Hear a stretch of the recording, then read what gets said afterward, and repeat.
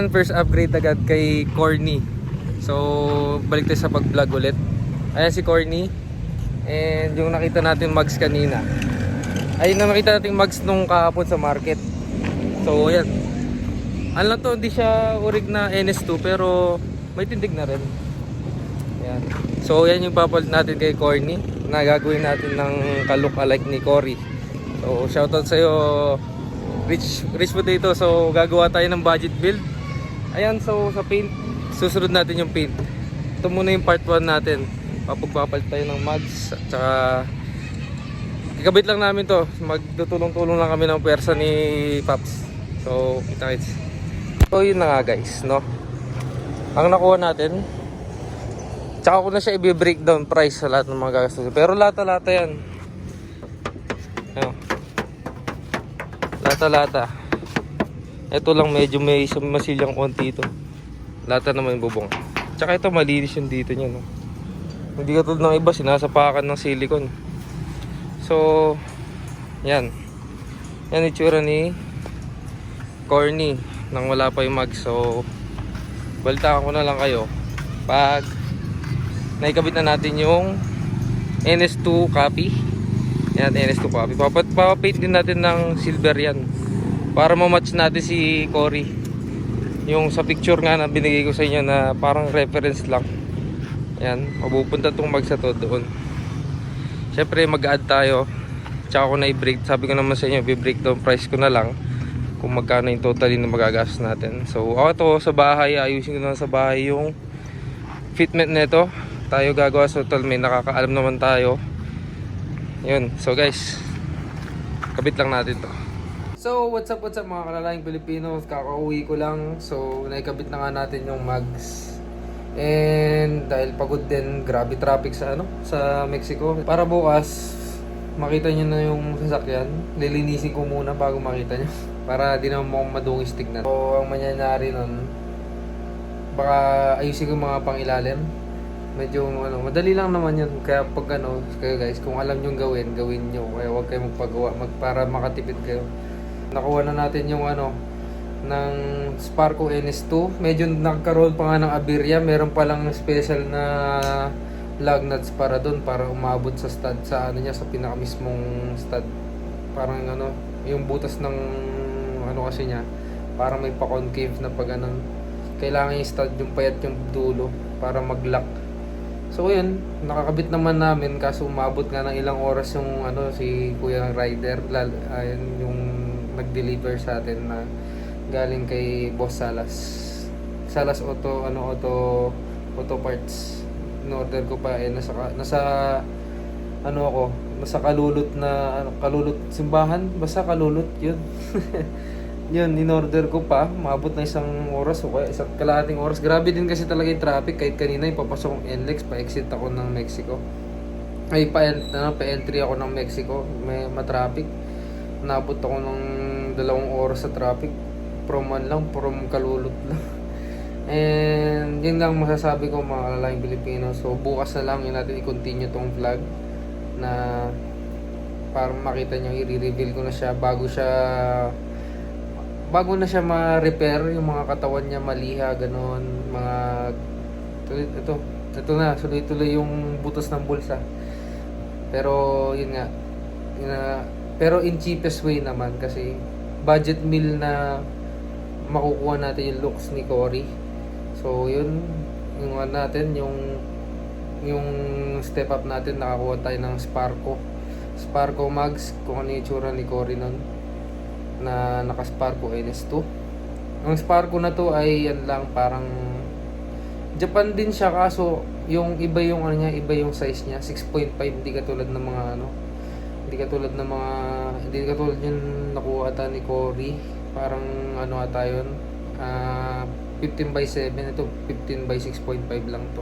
Medyo makitid, so baka gumamit tayo ng spacer ng onte.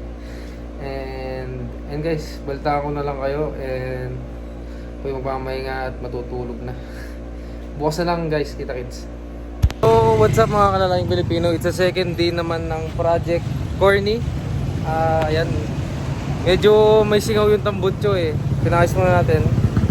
And ayun, Hindi ko pa nga di ba sabi ko kagabi papakita ko yung tindig niya. Tsaka yung mags. Hindi ko pa siya nililinis kasi by Sunday baka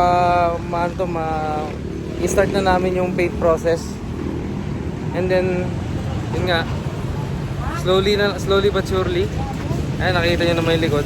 Yung harap na ibaba ko na ito. So ayan, yan yung sa harap niya nakababa na. Saktong fitment lang parang kay Cory, pero mataas lang ng konti akin. Siyempre daily, hindi natin kailangan masyadong mababa.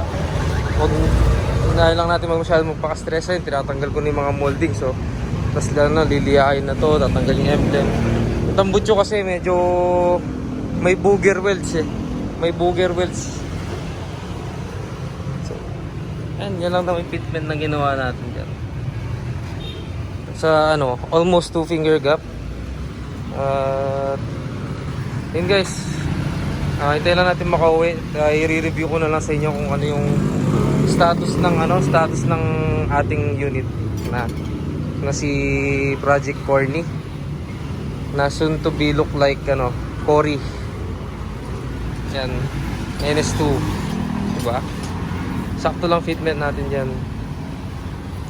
Yun nga, medyo pangit yung diba naririnig. Ay, hindi po pala naririnig. So, mamaya yung wala akong before and after eh.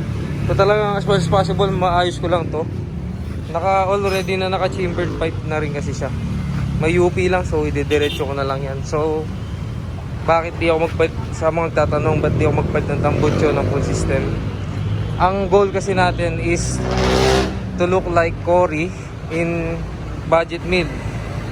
Yung cheapest way na makakuha natin yung tindig ni Cory. Yan. So guys, baltaan ko na lang kayo pag natapos na.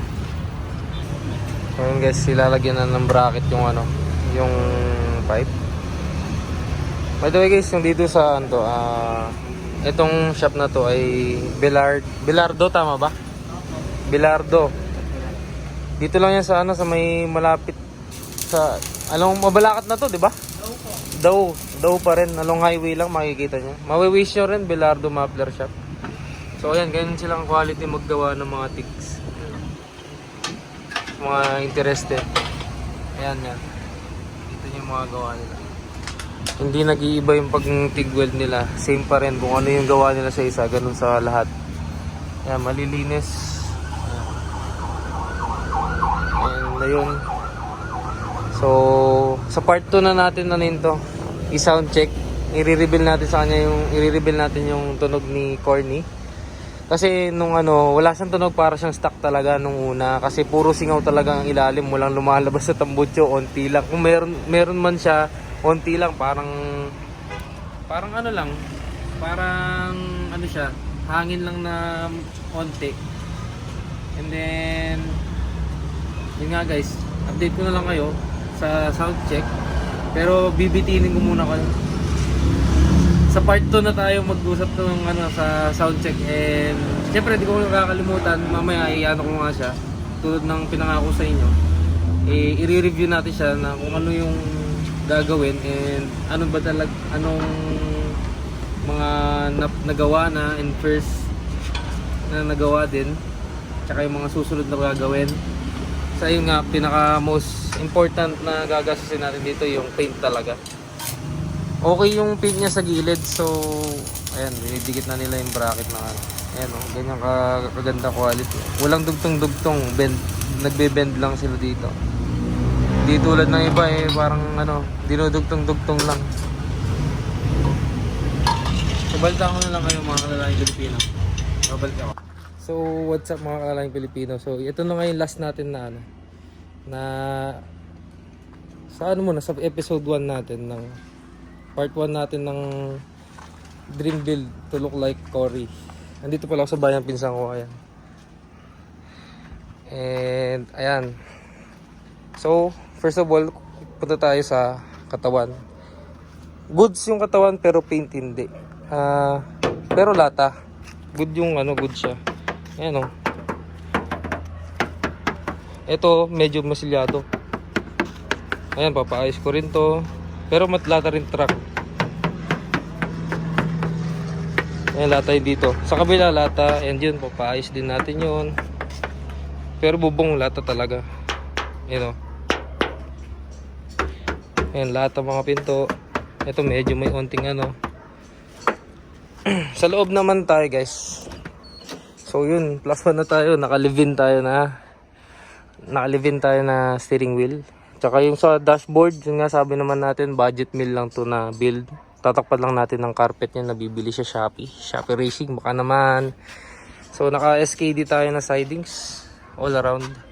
And GL seats, front and back. Sa ano, sabi natin, pakita na natin stereo, Alpine na ano yan, Japan na, yan, luma na rin.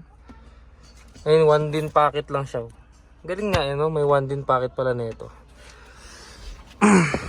And sa engine naman, by the way guys, kakapagawa ko lang kanina ng ano, ng tambucho nga. So i-reveal ko na lang sa inyo kung ano. Ayan, madumi. Papalinis ko na, lilinisin ko pa to. Medyo, pero good yung makina nito, bago distributor, surplus. Alternator and compressor. Kitang-kita naman sa mga linya, medyo bago pa. All in all guys, yun lang naman eh. Yun lang naman na ano dito. Mura lang natin nabili si Corny. Tested naman siya sa biyahe. Matipid. Nasa tono. Naka-chamber na rin pala siya. Parang yung unang chamber ni Cory. So yung ginawa pala kanina, di ko sure kung makikita nyo. Pero ayan, bagong pipings. Yun o. Talagang nilagyan nila sa gitna para dito magano sumayad. Ang galing eh. Talagang nakatago siya eh. Kanina sumasayad dyan sa arms. Ayan. Pinutol ko lang ng onti sa harap. So yan na yung tayo niya. Sa likod medyo ibababa ko pa yan guys. Don't worry. Diba parang si Cory may kulay black din sa ilalim na ganun. Kaya sa naisipan ko i-gawin siyang kalukalike ni Cory. More on issue talaga ng mga small body. Yan. Bugbog talaga ang running board. Pero as much possible, pag habang napipintura, nare-restore, ibabalik natin sa dating ano. Bumper, pipinturahan ko lang ng matte black yan na pang ano, spray can. Kasi yun nga, 'di ba, budget meal lang tayo na to look like Cory. Inulit ko. So, ganda lang tayo guys, ang init sa Pampanga ngayon. Dito kasi sa Pampanga ngayon. So, guys, kita-kits na lang sa next vlog.